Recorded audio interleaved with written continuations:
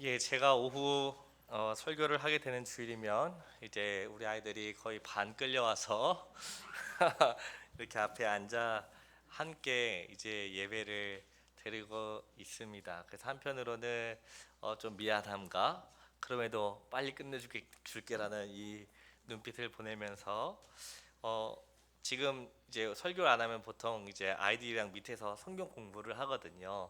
근데 아이들이랑 함께 이렇게 정해진 시간에 이렇게 잘 모이는 게 어, 엄청 어렵거든요. 그래서 이거를 제가 깨고 싶지 않아서 어떻게든 같이 한 번이라도 더 같이 말씀 보고 이제 어려우면 어려운 채로 좀 그래도 알면은 쉽고 재밌는 건 그대로 함께 나누고자 이렇게 아이들과 함께 말씀을 나누게 됐습니다.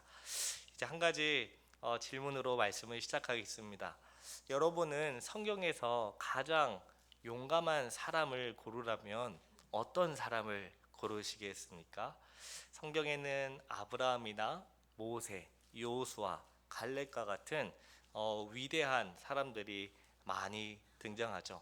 하지만 가장 용감한 사람을 고르라면 저는 아마도 다윗이 그나마 용감한 사람이지 아니었을까라고 생각합니다.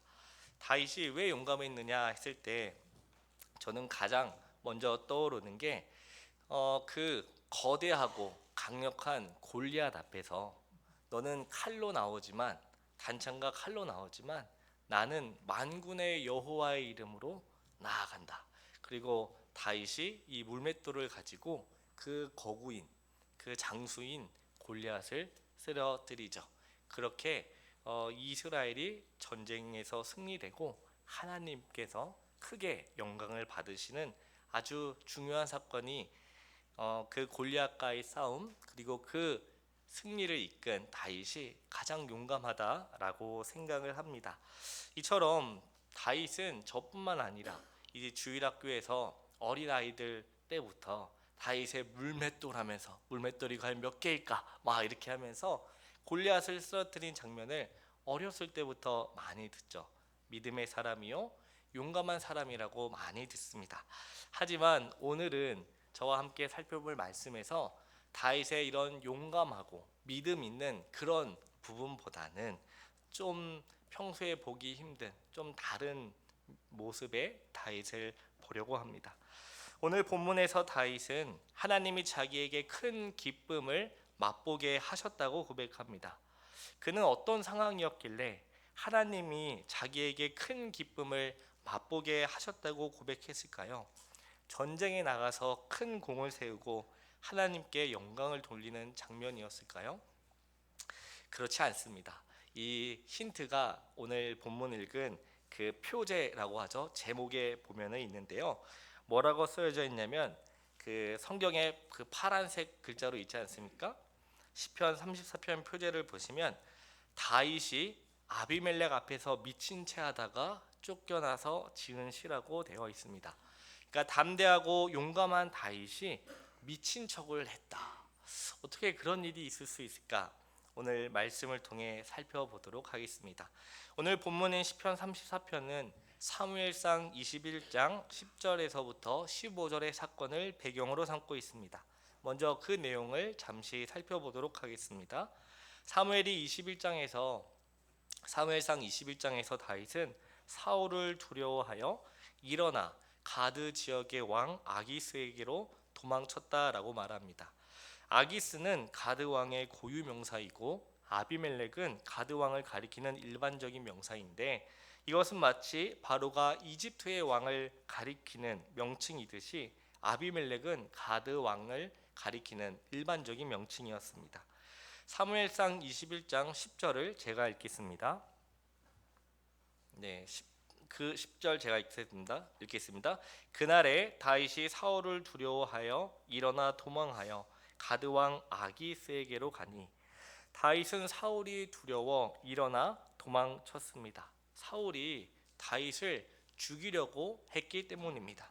이스라엘 백성들은 다윗이 골리앗을 죽이자 사울이 죽인 자는 천천히요 다윗이 죽인 자는 몇이라고 합니까? 만만이다라고 하면서 다윗을 통해 나타난 하나님의 그 영광을 다 찬양을 했습니다. 이를 본 사울의 마음은 어떠했을까요? 다윗에 대한 질투가 생길 것이고, 이러한 질투는 사울이 이성적인 사고를 하지 못했을 것입니다. 그래서 결국 나라에 큰 공을 세운 자신의 아들이 가장 사랑하는 친구인 다윗을 죽이려고 합니다. 사무엘상 20장을 보면 다윗과 요나단의 대화가 나오는데, 여기서 요나단은 자기 아버지 사울이 다윗을 해하려고 결심한 것을 보고 다윗에게 전가를 보내어 도망가라고 합니다. 사무엘상 20장 17절, 제가 읽겠습니다. 다윗에 대한 요나단의 사랑이 그를 다시 맹세하게 하였으니 이는 자기의 생명을 사랑함같이 그를 사랑하였습니다. 다윗을 자기의 생명을 사랑함같이 사랑한 요나단 덕분에 다윗은 사울을 떠나 도망가게 됩니다. 그러던 다윗은 노비라는 곳에 이르러 제사장 아히멜렉을 만나는데요, 다윗은 그에게 떡을 얻어먹고 그곳에서 칼을 구하고 다시 도망쳤습니다. 그는 자기 생명을 빼앗으려는 사울의 집요함에 겁을 먹어 두려움에 사로잡히고 만 것입니다. 그렇게 쫓기게 되는 신세가 되면서 다윗은 가드 땅까지 도망치게 되었습니다. 이 가드 땅은 어떤 곳입니까? 골리앗과의 싸움에서도 여호와의 이름으로, 만군의 여호와의 이름으로 승리하였던, 그렇게 용감하고 담대했던 그 다윗이 자기 목숨을 부지하기 위해 본인이 이제 무찔렀던 그 적군의 지역까지 가서 어떻게든 자기가 살기 위해 지금 발버둥 치는 것이죠. 다윗은 사울이 자신을 쫓아와 죽일지 모른다는 두려움으로 인해 그 문제를 자기 생각대로 판단하고 심지어 이방인의 손에 의탁해 자기의 목숨을 부지하려고 했습니다. 그 결과는 어떠했을까요? 사무엘상 21장 11절 말씀을 우리 다 같이 읽겠습니다. 시작.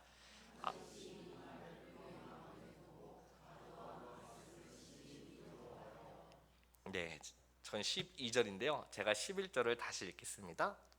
아기스의 신하들이 아기스에게 말하되 이는 그 땅의 왕 다윗이 아니니까 무리가 춤추며 이 사람의 일을 노래하여 이르되 사울이 죽인 자는 천천히요 다윗은 만만이로다 하지 아니하였나이까 한지라.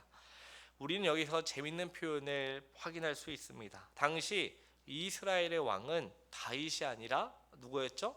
사울이었습니다. 아직 사울이 이스라엘의 왕인데 11절에서는 아기스의 신하들이 목숨을 부지하러 온 다윗을 보고 다윗을 왕이라고 부르고 있습니다. 그들은 다윗의 위엄을 보고 그가 이스라엘을 보호하고 지킬 만한 종인 줄을 알았던 것이죠. 즉 지금 이방인도 다윗의 존재와 그 위엄을 인정하고 있는데, 다윗은 죽음이라는 이 두려움에 사로잡혀서 이방인의 손에 자신의 몸을 의탁하는 수치스러운 일을 하고 있는 것입니다. 아기스의 신하들이 말한 사울이 죽인 자는 천천히요 다윗은 만만이로다 라는 말은 단지 다윗 개인에 대한 영광만이 아닙니다. 개인의 영광을 넘어서 이스라엘을 보호하시고 이스라엘과 함께 싸우시는 하나님의 영광이 드러나는 그 표현인데, 다윗은 하나님께서 그와 함께 하신다는 사실을 까맣게 잊어버리고 지금 이방인에게 가서 목숨을 의탁하고 있습니다. 그래서 하나님은 오히려 이방인의 그 말을 통해 자신의 뜻이 무엇인지 다윗에게 말씀하신 것이죠. 그런데 오히려 다윗은 그 말을 듣고 더욱 두려워합니다. 21장 12절 말씀 제가 읽겠습니다. 다윗이 이 말을 그의 마음에 두고 가드왕 아기스를 심히 두려워하여. 이미 죽음의 두려움에 사로잡힌 다윗은 그들이 사울과 같은 이유로 자기를 죽일 것이라고 생각했습니다. 지금 다윗이 제대로 된 사고적인 판단을 하지 못하는 것을 계속 볼 수 있죠. 이 죽음이라는, 반드시 나를 죽이러 쫓아다니는 이 사울의 손이 어디까지 펼쳐져 있는지 잘 모르기 때문에 내가 죽을까봐 두려워하고 있는 것입니다. 그리고 이방인의 손에 자기 목숨을 의탁한 일이 얼마나 미련하고 어리석으며 잘못된 일인지를 이제 깨닫는 거죠. 내가 여기로 오는 게 아니었다는 것을 깨닫는 거죠. 그러자 다윗은 그 상황에서 할 수 있는 한 가지 방법을 생각했습니다. 그게 무엇입니까? 바로 미친 척 하는 거죠. 사무엘상 21장 13절과 14절을 제가 읽겠습니다. 그들 앞에서 그의 행동을 변하여 미친 채 하고 대문짝에 그적거리며 침을 수염에 흘리매 아기스가 그의 신하에게 이르되 너희도 보거니와 이 사람이 미치 광이로다. 어찌하여 그를 내게로 데려왔느냐. 다윗은 정신 나간 사람처럼 미친 척하면서 대문짝에 기대어 그적거리면서 침을 수염에 흘렸습니다.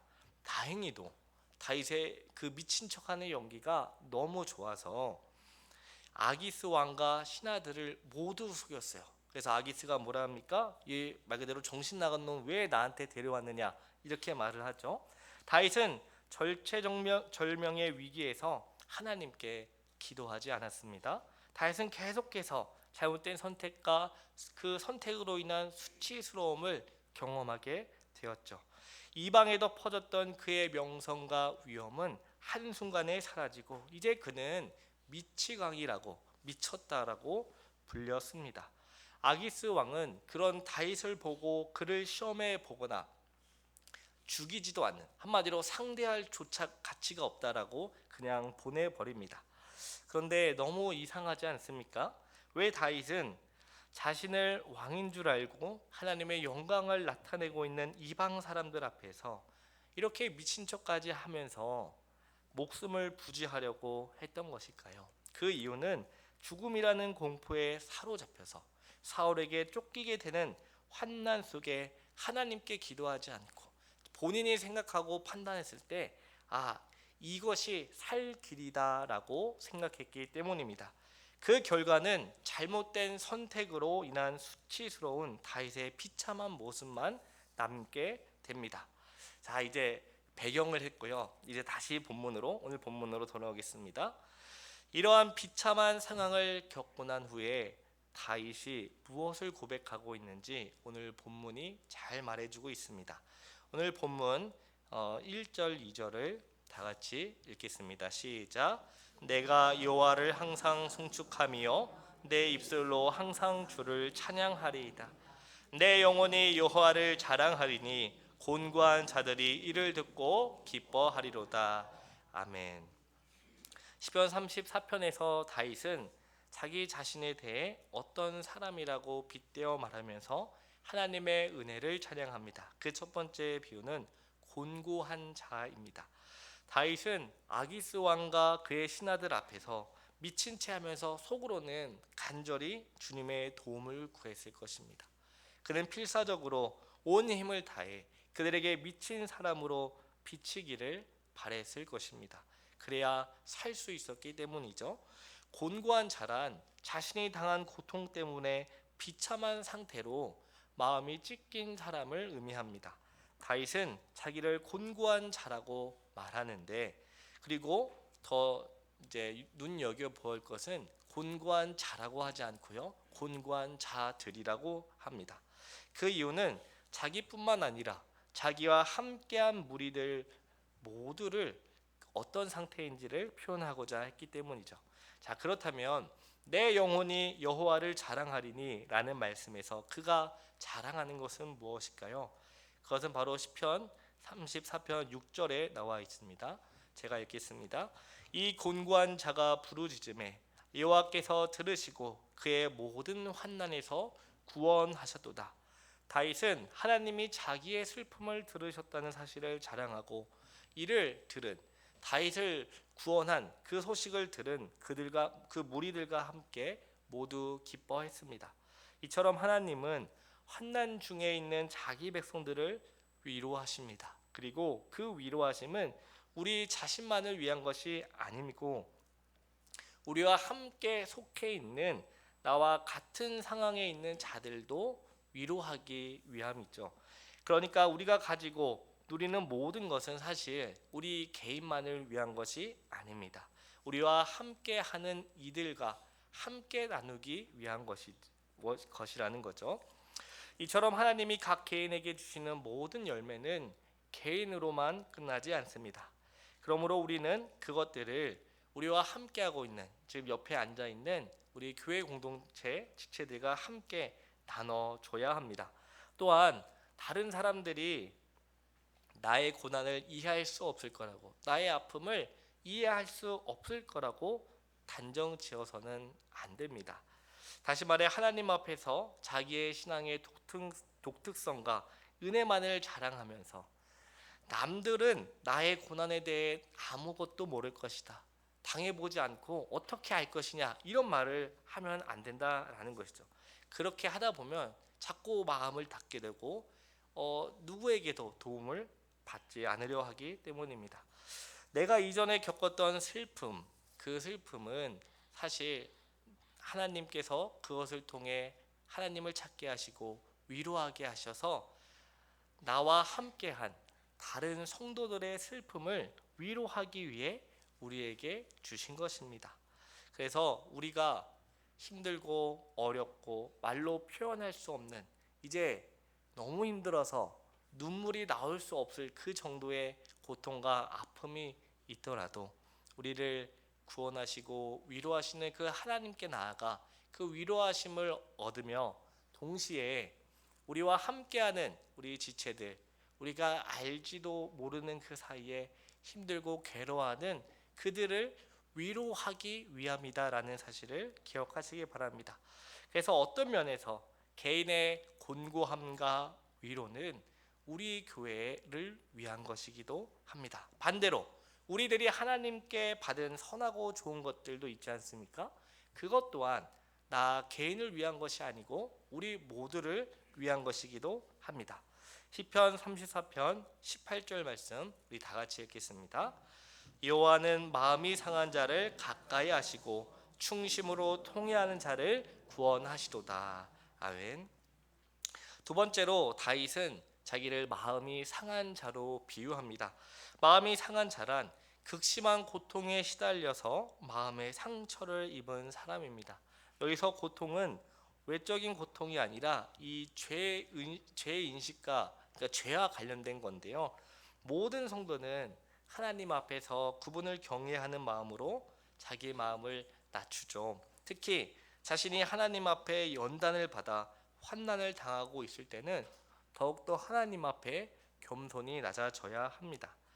우리가 형통하든지 또는 곤고하든지 사실 주님 앞에 교만하게 행할 수 있는 사람은 아무도 없기 때문입니다. 모든 성도는 항상 겸손히 엎드려 주님 앞에 나아가야 합니다. 그러면서 다윗은 충심으로 통회한 자라는 이 세 번째 표현이 나오는데요. 여기서 이 충심으로 통회한 자는 뉘우치는 마음이 있는 사람, 그러니까 마음이 꺾인 사람, 낙심한 사람을 말합니다. 이 마음이 상한 자는 곧 회개, 통회와 관련이 있습니다. 만일 우리가 살다가 미처 몰랐던 그 죄를 하나님 앞에서 깨닫게 해 주실 때가 있지 않습니까? 없습니까? 그런 적이 한 번도 없으신가요? 제가 요즘 우리 매월 우리 부서를 위한 기도 제목이 있는데 그 기도 제목 말고 한 가지 강력하게 기도한 제목이 뭐냐면 회개 기도를 제일 많이 합니다. 왜냐하면 모든 것이 죄로부터 시작되니까 죄만 해결되면 언제나 하나님의 도움을 받을 수 있고 또 구할 수 있다는 것을 너무 잘 알아서 우리 아이들 이렇게 놓고 회개하는 거죠. 하나님, 예를 들어 우리 라일이 지은 죄를 회개합니다. 라일이가 무슨 죄를 지은지 전 잘 모릅니다.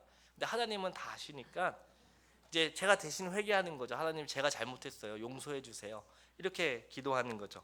이처럼 충심으로 통회하는 사람은 자신의 마음이나 행실이 하나님 계명에 비추어 이렇게 볼 때 내가 하나님 앞에 잘못했구나. 뭐 다음에 안 하고 말지. 이런 정도가 아니라 마음에 내가 하나님 앞에 정말 큰 범죄를 저질렀구나. 그런 마음을 가지고 하나님 앞에 통회하는, 그런 회개하는 그런 자의 모습입니다. 그럴 때 하나님은 통회하는 마음으로 충심으로 통회하는 자를 반드시 구원하십니다.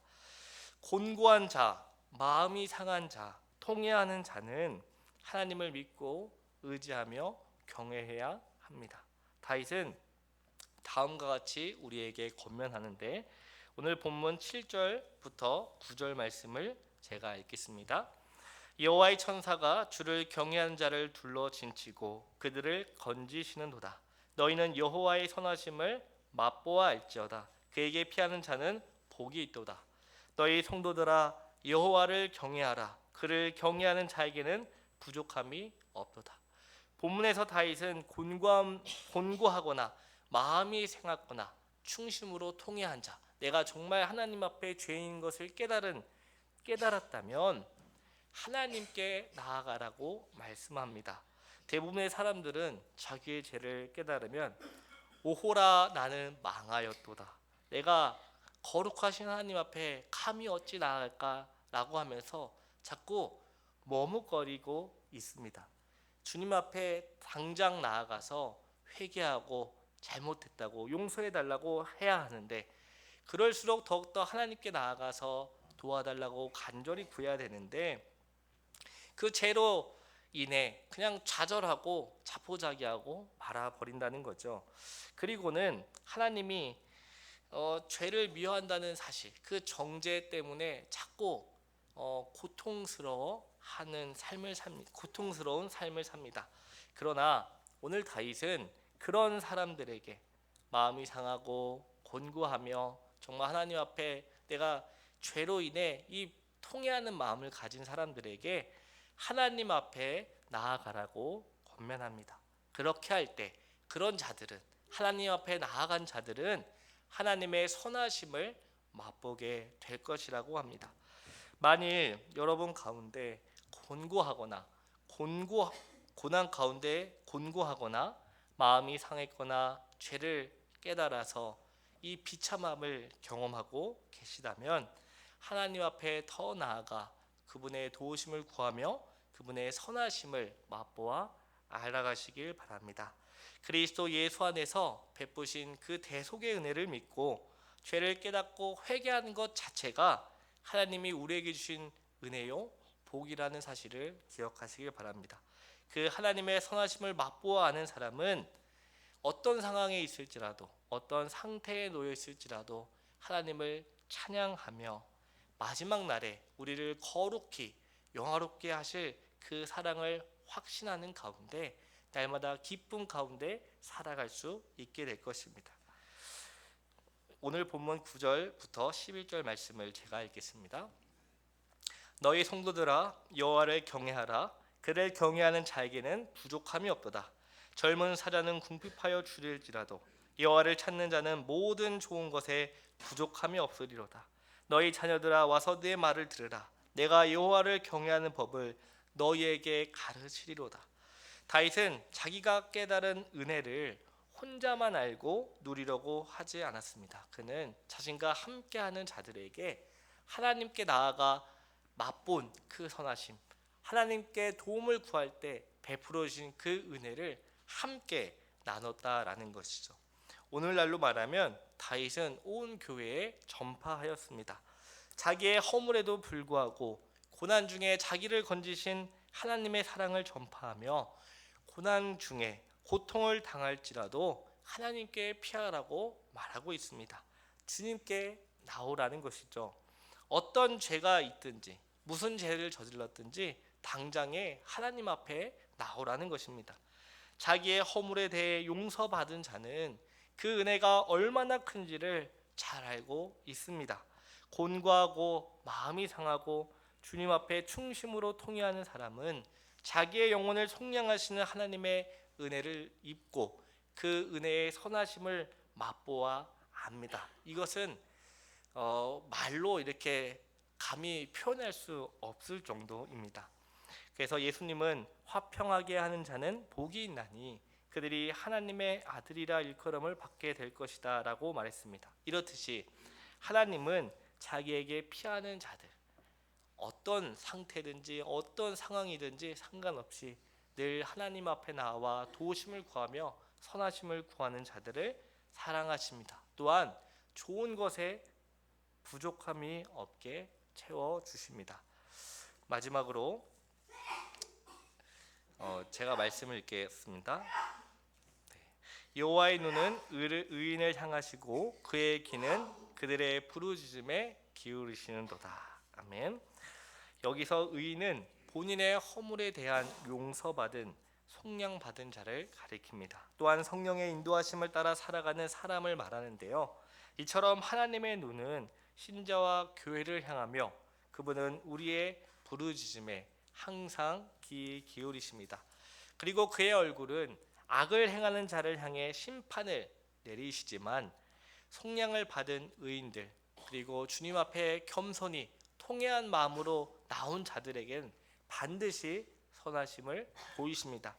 의인에게도 고난이 있습니다. 이 사실이 때론 믿기 싫지만 의인에게도 고난이 있습니다. 하지만 하나님은 의인을 고난에서 건지십니다. 하나님은 어떠한 고난에서도 우리의 모든 그 뼈를 보호하시고 그 뼈가 하나도 꺾이지 않도록 한다고 말씀하십니다. 하지만 악인은 반드시 심판하십니다.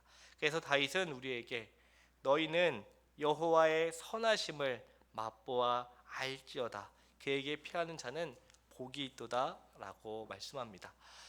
오늘 말씀을 통해 우리는 환난 가운데 하나님의 선하심을 깨닫기 위하여 늘 하나님 앞에 나아가야 함을 기억하시길 바랍니다. 우리가 곤고한 자이든 마음이 통회한 자이든 고난 가운데 정말 이도 저도 못한 다윗이 사울에게서 벗어나 살기 위해 정말 제대로 된 사고와 판단을 하지 못할 정도로 제정신이 아닌 그때에도 우리를 도우시는 분은 하나님이시요 우리를 구원하시는 분은 하나님이심을 기억하면서 하나님 앞에 나아와 주님의 도움을 구하여 선하심을 맛보는 저와 여러분 되기를 간절히 기도합니다.